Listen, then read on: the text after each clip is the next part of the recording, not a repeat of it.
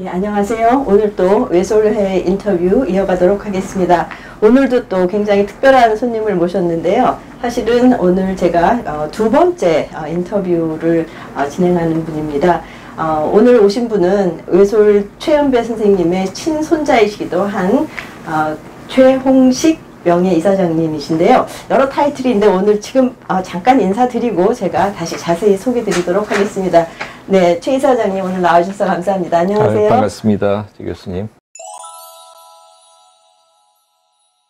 우리 최 이사장님께서는 사실 여러 가지 그 타이틀을 갖고 계신데요. 의료 전문의인의 직업적인 부분도 있지만 소개드린 바와 같이 또 외솔 스님과는 친손자로서 그 한 가족이시라는 그런 그 관계가 있습니다. 근데 오늘 그래서 굉장히 흥미로운 인터뷰가 진행될 것 같은데요. 이비인후과 전문의로 재직을 하셨고 또 지금 현직도 수행을 하고 계신데 어떻게 이렇게 훈민정음하고 음성학에 관심을 가지게 되셨는지 오늘 인터뷰의 주제가 아마 이 이야기로 쭉 이어질 것 같습니다. 네. 이비인후과 그러면 이제 귀, 코, 목을 네. 보는 과죠. 네. 근데 제 전공은 그 중에 목 쪽이고요. 네. 목 쪽도 또 두 부분으로 나눠요. 이 주로 암 수술이나 이런 것만 주로 하는 쪽이 있고 후두 질환과 목소리, 음성 장애. 음성, 예. 네. 제가 하는 전문이 이제 후두 질환과 음성 장애. 제가 여기에 특별한 관심을 갖게 된 계기가 되는 일이 2015년에 있었습니다. 요게 이제 훈민정음 해례본. 그 당시에 그 간성미술관에 있는 해례본 원본이 이제 완전 원본하고 거의 똑같게 복간본으로 만들어진 거죠. 그게 2015년이고. 근데 이제 요 책에 대해서 이제 해설서 같은 거를 제 나름대로 공부를 하면서 특별히 더 이쪽에 관심을 갖게 되었습니다. 외솔의 인터뷰에서 아주 굉장히 귀한 얘기를 듣게 될 것 같은데요. 외솔 선생님의 친손자라는 그런 관련도 있지만 유독 이렇게 외솔길 유튜브 방송을 택하셔서 오늘 인터뷰를 자청해 주신 이유도 좀 여쭙고 싶습니다. 요 왼쪽 사진은 제가 제일 어렸을 때 집안 식구 중에서 네, 여기 계시군요. 외솔 선생님이 네. 이제 저를 이렇게 안고 있습니다. 저희 아버님 네. 최신혜 박사님이시고 네. 그다음에 정음사를 운영했던 우리 큰 삼촌 최영자 해자 선생님 이렇게 저희 어머님 계시고 이렇게 가족들이 이렇게 관계도 됐고요. 이 외솔 선생님의 대표 저서 두 책을 들라 그러면 누구나 다 우리 말본과 요 한글갈이라는 네. 책을 가리키는데 훈민정음 해례본을 보다가 그 한글갈에 이제 훈민정음을 처음 대했을 때 외솔 선생님이 그 소감을 여기에 이렇게 정리한 게 있습니다. 네. 그래서 하여튼 이 외솔길에 제가 지금 여러 가지로 이제 이 훈민정음 제자해에 대한 거를 이제 뭐 CT도 찍고 MRI도 찍고 막 이러면서 연구를 쭉 해왔는데 여기서 이 방송, 이 외솔길이라는 유튜브 방송에 꼭 한번 했으면 좋겠다 하는 제 바람이 있었고요. 그래서 오늘 그게 성사되게 된 것입니다. 전문인 의료인으로서 음성학 또는 음성의학에 대해서 간단한 설명을 좀 부탁드리고 싶습니다. 네네. 음성학은 보통 이제 포네틱스라고 네. 하지 않습니까? 그래서 이제 최 교수님 전공이신 독일어 쪽에 이제 음성학을 하시는 분도 있고 그 중에서는 아마 영국의 음성학이 영어의 음성학이 제일 많이 발전된 것 같고 근데 그런 음성학이 중간에 이제 여러 가지 기자재들을 쓰면서 이제 연구를 하게 됐는데 그걸 보통 실험 음성학이라고 합니다. 근데 저같이 의사이면서 이 목소리랑 관련된 일을 하는 사람들은 아마 병원에 와보시면 정말 다양한 장비들을 가지고 이거를 또 정확하게 진단을 하고 치료하기 위해서 엄청난 장비들이 필요하거든요. 그래서 그런 장비들을 이용해서 이제 목소리의 어떤 문제나 발음, 조음상의 어떤 문제를 정확하게 진단하고 그거를 영상으로도 찍고 막 그러면서 그 치료 방법을 또 이렇게 추구하는 그런 학문을 음성의학이라고 해요. 네. 음성의학은 영어로는 포니아트릭스라고 합니다. 포니아트릭스. 예. 그래서 하여튼 그렇게 할 수 있는데 지금 이 여러 분야의 음성 쪽에 관심 있는 사람들이 각각 사용하는 장비들도 공유하고 그러면서 지금 다양하게 많은 연구가 진행이 되고 있습니다. 그 말소리라고 하는 것은 사실은 이렇게 이어지는 소리가 아니라 네, 어떤 네, 이렇게 네. 분절음들이 이렇게, 듣기 좋게 이렇게 구분될 수 있다 이렇게 되는데 그게 혹시 말소리 고리라는 것과 연관이 되어 있는 건가요? 그런 얘기를 들어본 것 같은데. 예, 네. 우리가 말을 하려면요, 뇌에서 이제 이렇게 생각을 하고 그 여러 장기를 움직이면서 이제 네. 말소리를 만들어내지 않습니까? 그때 이제 호흡 기관, 네. 그다음에 성대가 있는 목에 있는 발성 기관, 네. 그다음에 거기서 만들어진 소리를 이렇게 조음하고 기관. 또 네. 공명도 시키는 조음 공명 기관. 네. 그게 보통 우리가 이런 대화할 때도 한 200개 정도의 근육이 이렇게 유기적으로 잘 움직여지게 되거든요. 그래서 지금 이제 언어적 수준에서 생각하고 그거를 이제 생리적 수준에서 이제 말소리로 만들어내죠. 이게 남의 귀에, 다른 사람의 귀에 전달되는 이제 하면서 듣게 되는데 그걸 이제 청각적 수준이라고도 네, 볼 네. 수 있겠죠. 이런 전반적인 과정에 대한 연구들이 이제 그 부분 다 연구를 많이 해야 되는데 그걸 전체로 우리 말소리 고리라고 해서 이렇게 한눈에 볼 수 있게. 그 말소리가 만들어지는 과정 중에 음원, 그러니까 소스라 그러죠. 또는 네네. 뭐 공명관 이런 얘기들이 있는데 그런 것에 대해서도 조금 설명 부탁드리겠습니다. 네네. 우리가 그냥 얼뜻 생각하기에는 모든 말소리는 전부 성대에서 일단 만들어진다 이렇게 생각하는데 아주 중요한 이제 모음 부분, 그러니까 훈민정음으로 따지면 이제 중성자, 네. 중성자라는 우리가 노래할 때 쭉 멜로디가 이어지는 게 그 중성자인 모음이 이어서 성대에서 만들어지는 거는 네. 이제 확실하거든요. 네. 근데 그거의 앞부분과 뒷부분, 초성과 중성인 자음 쪽이요, 네. 닷소리 쪽은 한마디로 그거는 잡음인데 그것도 소리값을 가지고 있어서 그거는 성대에서 만들어지는 게 거의 아니고요. 히읗 같은 이런 소리만 성대에서 만들어지고 사 그러면은 이제 혀 앞쪽 끝에 여기 이빨 쪽에서 좁게 해서 여기 가리 소리인 이제 마찰음을 만들어내지 않습니까?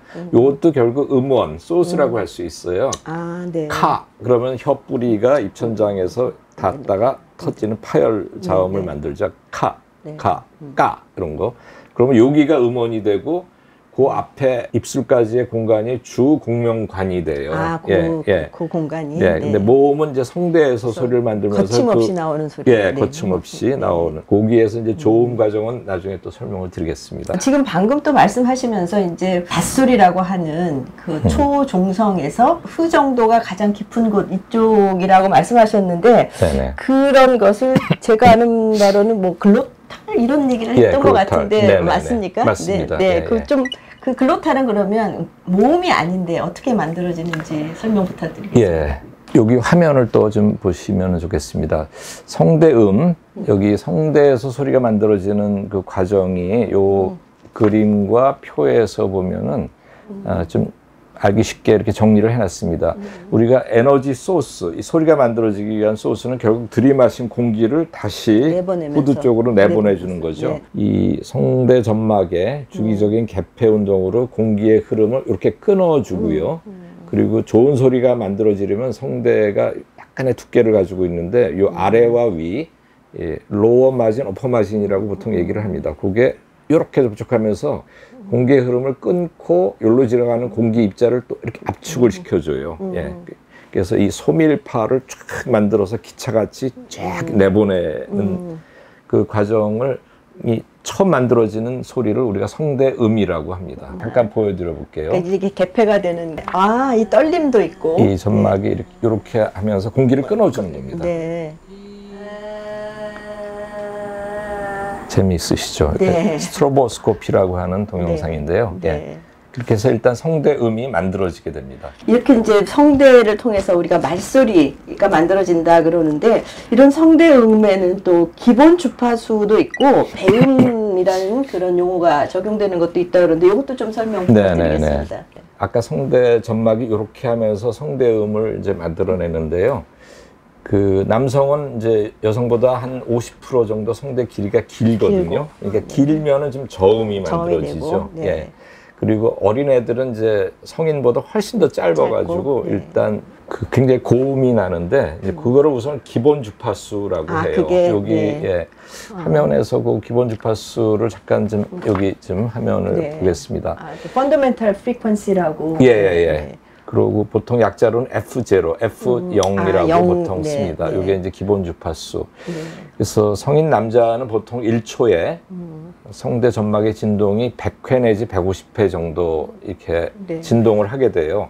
제가 아 그러면 한 120 정도고 아 그러면 약간 150보다 약간 높아지는 네. 겁니다. 요거를 기본 주파수라고 하고요. 그다음에 굉장히 성대음에서 중요한 개념이 이게 뭐 이제 성대도 현 악기 같은 네. 현이거든요. 네, 예, 네. 모든 이 현에서 만들어지는 소리는 배음이라는 걸 갖게 됩니다. 기본 주파수의 2배, 3배, 4배 이렇게 해서 많은 그 배음을 갖고 이게 합쳐져 가지고 이런 목소리가 만들어지는 거거든요. 그래서 성대음에 이제 기본 주파수와 배음이 있다는 개념을 알아야 되고 그게 이제 남녀 어린애가 차이가 난다. 우선 그게 굉장히 중요합니다. 우리가 보통 아 이거는 어린아이 목소리야, 아 이건 여자의 목소리야, 아 이거는 뭐 좀 나이 드신 분의 목소리야, 이렇게 이건 여자야 남자야 이런 거를 조금 구분을 할 수가 있거든요. 네. 그런 차이를 알 수 있는 이유가 있을까요? 남성이냐 여성이냐 또는 노인이냐 어린애냐 이거의 차이는 하나가 또 공명이라는 굉장히 중요한 현상을 이해해야지만 알 수가 있거든요. 우리 이제 악기에 바이올린과 첼로 이렇게 하면은 공명통의 네. 크기가 엄청 다르죠. 차이가 나고 네. 거기에 이렇게 현 있는 현의 길이나 두께 같은 것도 네. 많이 차이가 나겠죠. 네, 네. 바로 그 기본 주파수와 배음 쪽하고 또 공명의 차이로서 우리가 그 남자와 여자 이런 어린애의 목소리를 탁 차이나게 이제 들을 수가 있습니다. 근데 이제 여자가 굉장히 키가 크고 이제 남성인데 키가 작은 사람이 있지 않습니까?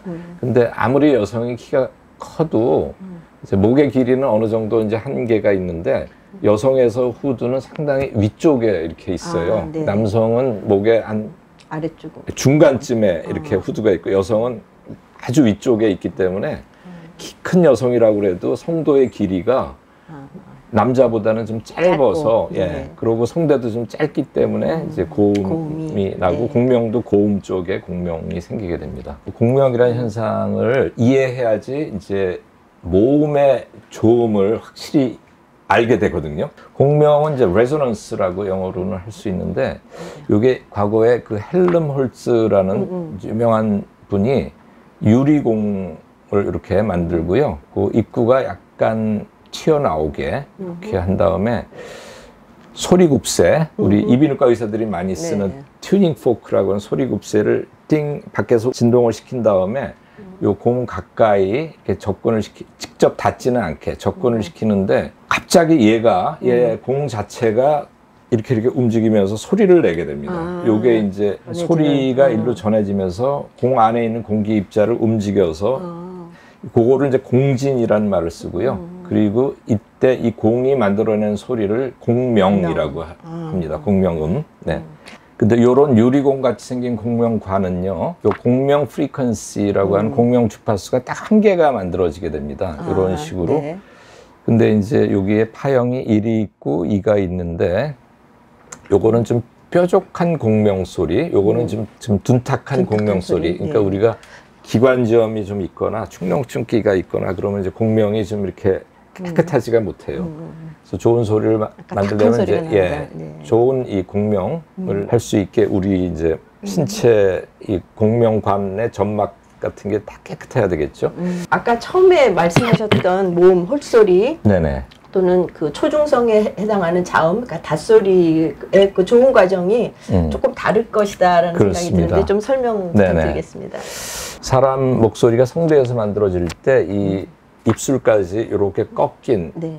요게 이제 한쪽은 막혀 있고 한쪽은 열려 있는 성대음이 이제 여기를 통과하면서 공명이 이제 F1, F2, F3, F4 이런 식으로 만들어집니다. 네. 요걸 이제 포먼트의 포먼트, F. 네. 예, 네. 예. 여기서 이제 F1, F2가 바로 모음의 조음을 가져가는 아주 핵심적인 거거든요. 네. 요거를 조금 이따가 또 설명을 드릴 네, 거고요.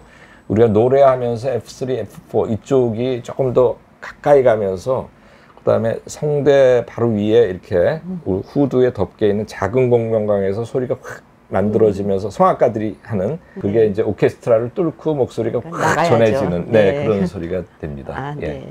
그게 지금 이제 홀소리의 조음 과정인데요. 네. 그건 이따가 조금 더 자세히 설명을 드리긴 하겠습니다. 네.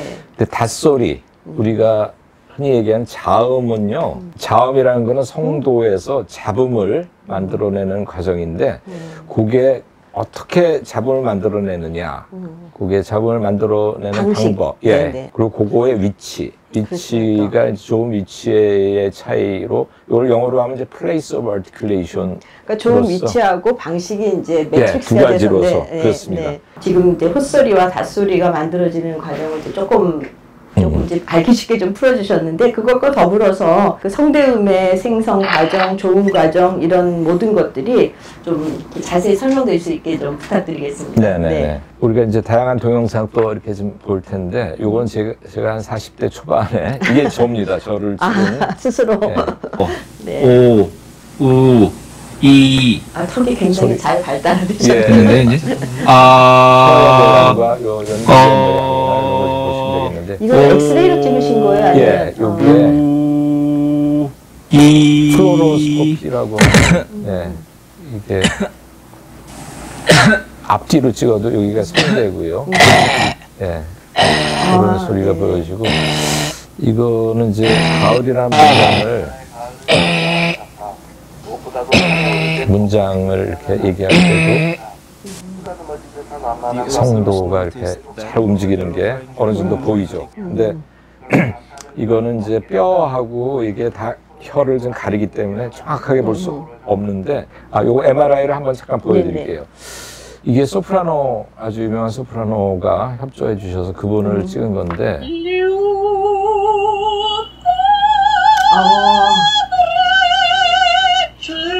성대는 여기에 있습니다.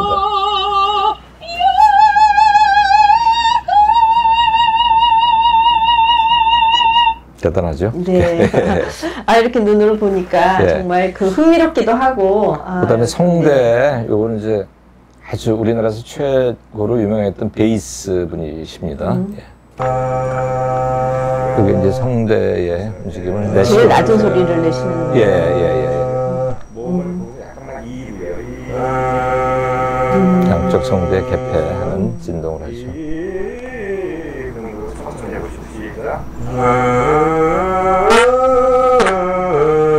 고음을 낼 때는 성대가 팽팽해지게 되죠. 네. 긴장도. 네. 아주 흥미롭고, 또 새로운 그 지식도 많이 얻고, 거기에 이렇게 재미까지 더한 좋은 이야기를 해주신 우리 최용식 선생님께 너무나 감사 인사드립니다. 오늘 고맙습니다. 네네, 감사합니다.